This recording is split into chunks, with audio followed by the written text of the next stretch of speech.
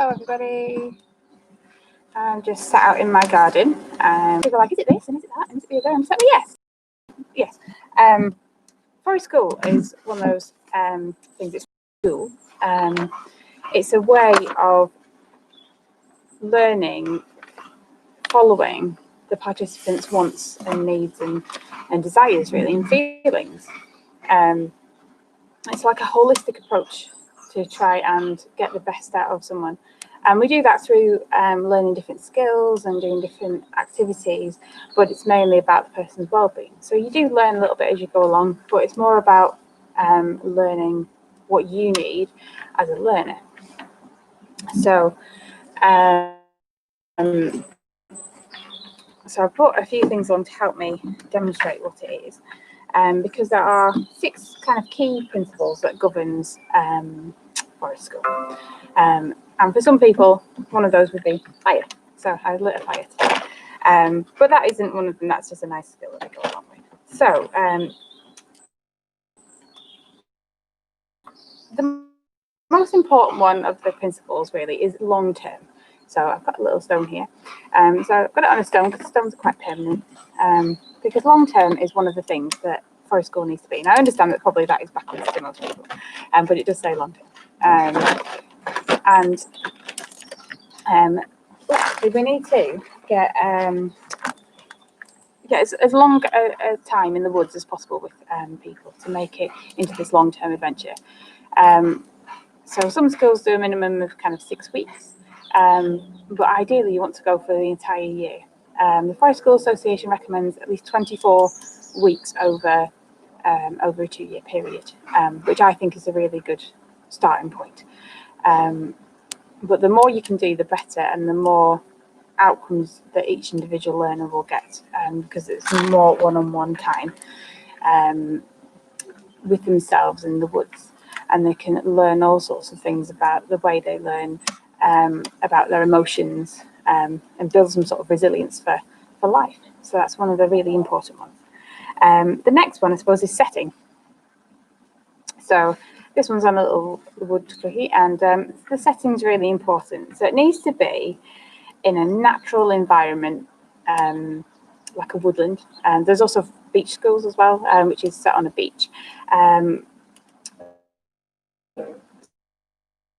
So it needs to be in a woodland or forest schools inside. It doesn't give you that same feeling. The studies that have been shown that just 20 minutes outside can reduce your stress levels down immensely. So, so setting is one of those things that really needs to be pretty spot on.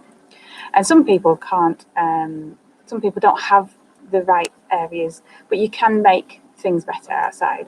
So some people use a little corner of their school field, and they bring elements in. So they bring lots of loose parts in, like bits of pallets and tires and things to play with, and they bring sticks in, and they get gardeners to leave all the trimmings from the grounds in the Forest School area, so you can make things like bug hotels and compost heaps and dens and Christmas decorations and all that kind of thing. So you do need like a woodland setting to do that. So the next one is, I suppose, the pedagogy, which is a fancy word for our kind of learner-centered approach. So I'm going to have to put some of these down. I don't think I'll be able to fit all 6 in my hand, so I'll put this one down. So pedagogy is one of those funny words. If you're a teacher or in education somewhere, you probably understand this word. The first time I learned this word was on my course, because if I'd even read it, I probably wouldn't have known what it was. But yeah, our pedagogy is our learners-centered approach to developing and learning outside. So everything that we do have a plan each time we go out, and it's normally focused on the learners. So if the learners have a certain interest or a certain skill that they would like to develop, or a certain niche area that they would like to focus on, we try and focus on those areas and bring them sort of together. But if the learner has maybe had a bad morning, just like just like we all do. If we had a bad morning, we're maybe just not in the mood for whatever it is, and we just want to focus on something else. It's also following that and being okay with just letting people learn and follow their interests. Because one day you might be interested in fire. Ta-da! And you might want to sit and light fires, look at fire, sit and breathe fire, do all those things. You might want to spend hours collecting sticks ready for your fire to get yourself centered. And then the next day you might sit there and go, oh, I don't really want the fire today. So it's really following those kind of needs and wants in a life. So so the fourth one, so we've got 3 left. So we've got skills, and we've got outcome, and we've got training. Okay, so is training. So forest school sessions should be led by a level 3 forest school leader. They should have adequate training to make sure that they are able to adapt to the needs of the children, and they should maybe let themselves time to experience it. And it's also a bit of personal development for the learner as well, for the leader. So make sure you keep up to date, make sure you talk to other forest school people, make sure you experience other things. And if there's an area where you yourself are struggling, then try and find something to improve that, to increase that training, because it all improves your sessions. So my background has been a park ranger and doing a lot of sort of practical skills, and I'm very practically minded, and I can learn things as I go from watching. My fallback is my memory and trying to remember everything. So I struggle sometimes with ID. I have to swat up every year. I have to look in my butterfly book every single year and make sure I read through them, even though I know them, but my memory doesn't allow that to happen. And in January, we're doing, me and Lisa are doing a Makaton course for outdoors, which is very exciting. It's all over Zoom, but I'm hoping to learn some sign language specifically for forest school, so I can help communicate. I know basic things like I know thank you, I know vowels, I know how to go say a cafe. I watched a bit of Mr. Tumble and learned a few bits of that. And I used to go to university, and there was a girl there who was deaf and had a signer there during lectures, and I learned a phenomenal amount of sign language. But because I haven't used it for 10 years, I genuinely can't remember anything. I might be able to guess at a few things if someone signed at me, but I can't remember. So I'm really excited about that. So training is really important for the leader's development and to develop the group and keep it moving forward. And then we've got skills. So we want to kind of be out there and support risky opportunities. So give you opportunity to develop and move out of your comfort zone. So if you're comfortable sat at home, if you've got a child that's comfortable sat at home on a computer and playing Minecraft or something like that, going even outside might be outside of their comfort zone, and it might be quite scary. I trained with a lady who worked for the YMCA in London, and said that some of the children never experienced walking on uneven ground. They've always walked and lived in a city, so they've always walked on flat, very even footpaths, and just walking on the bumpy ground in one of the parks in London, being allowed to walk in the uneven ground was just so overwhelming for their senses. That it was completely outside the comfort zone and took them a few weeks to manage to get there. So different levels of risky activities give you different skills. So it might be confidence. So confidence to walk outside on uneven ground, confidence to be outside for long periods of time. It might be that you are quite confident with that, but you would like to learn more skills and push yourself a little bit further.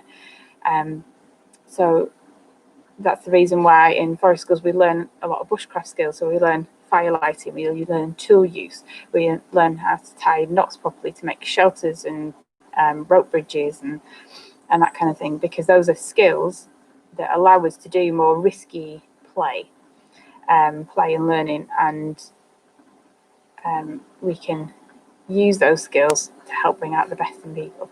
And it might, not tying, for instance, we can build bridges and rope ladders and all that kind of exciting big stuff, but it also allows us to do smaller craft stuff, so do lots of natural crafting, so weaving together different branches to make baskets, or lashing together sticks to make a weaved god's eye or something like that. All the skills are transferable, and depending on people's interest, depends on where those skills take us.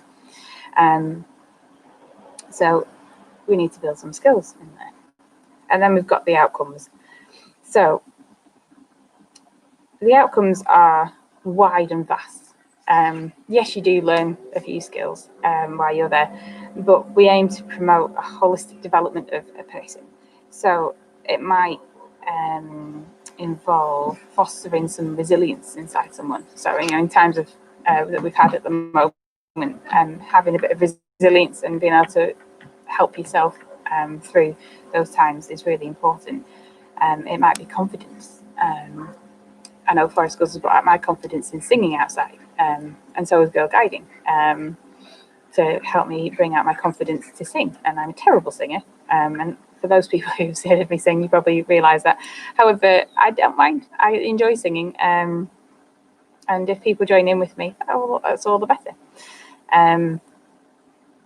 It might be that you need a bit of independence. So if you're used to having people around you all the time helping you, sometimes it helps to be outside, so you have time to explore all of that.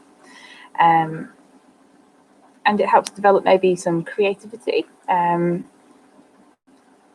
National School Curriculum is very good, and it teaches you a lot. But sometimes it doesn't allow the teachers to have the time to let children explore a subject past the points that they have on their list. Sometimes it does, sometimes it doesn't. It depends on the learner's behaviours and the time constraints in the classroom. But if you're exploring a really interesting subject like Vikings, and the children want to explore different things and go and have a look at stuff, you maybe just don't have the physical time to do that. And they might need that time to explore and create and craft, so the memories really stick in there. So try and foster a bit of creative development as well. So those are the 6 things. So we've got long term in the middle, keeps it all together, and then we've got the outcomes, the pedagogy, the training, and the skills, and that all cements it all together. Hopefully we end up with a holistic approach. And for some people who've maybe only been to 1 or 2 sessions, or tried out a first session and weren't really sure how it works, I thought I'd try and demonstrate. I was hoping to find my chalks, which I couldn't find. So I could do this on a chalkboard, but I'm going to have to bring out my big, huge whiteboard. Can we see that? Yes, good stuff. And a few Crayola felt tips from my little boy's room. So it may look sometimes like, because it's child-led, that the Forest School leader and practitioner aren't really doing a lot of planning or a lot of work. But the idea of Forest Schools is you start, so the blue one was the leader, you start up here and you have to build all the safety things in and talk to make sure everyone knows what to expect, make sure everyone's comfortable. And then as you go along, the leader is needed less and less and less and less. And then you have to facilitate and help out.